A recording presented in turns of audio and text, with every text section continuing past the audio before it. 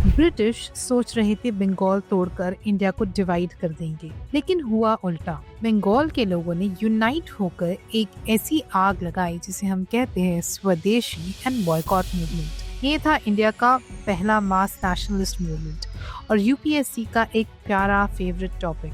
1905 में Lord Curzon ने बंगाल का पार्टीशन अनाउंस किया।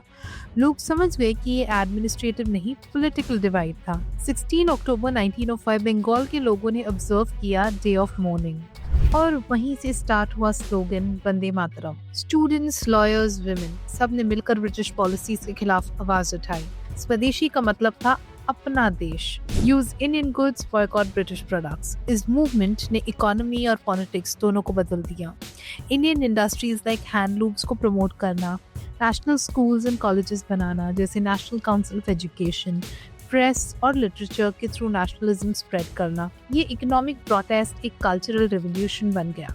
बॉयकॉट का मतलब था ब्रिटिश माल और इंस्टीट्यूशन से पूरी तरह अलग रहना। People burnt imported clothes, students left government schools, lawyers boycotted courts। यानी हर इंडियन ने अपने लेवल पर रेजिस्टेंस स्टार्ट किया। लीडर्स जैसे बिपिन चंद्र पाल जी, अरविंद घोष, लाला लाजपत राय ने बोला, आत्मनिर्भर बनो, ब्रिटिश की इकोनॉमी को मार दो। मूवमेंट बंगाल तक सीमित नहीं रहा, पूरे भारत में स्प्रेड हुआ, पंजाब, महाराष्ट्र, मद्रास और बिहार तक। इसने इंडिया को एक मास कॉन्शियसनेस दी। ब्रिटिश घबरा गए और 1911 में बंगाल पार्टीशन रिवोक कर दिया, पर साथ ही कैपिटल शिफ्ट कर दी कलकत्ता से दिल्ली ताकि कंट्रोल बना रहे। यूपीएससी ने बार बार स्वदेशी पे सवाल पूछे।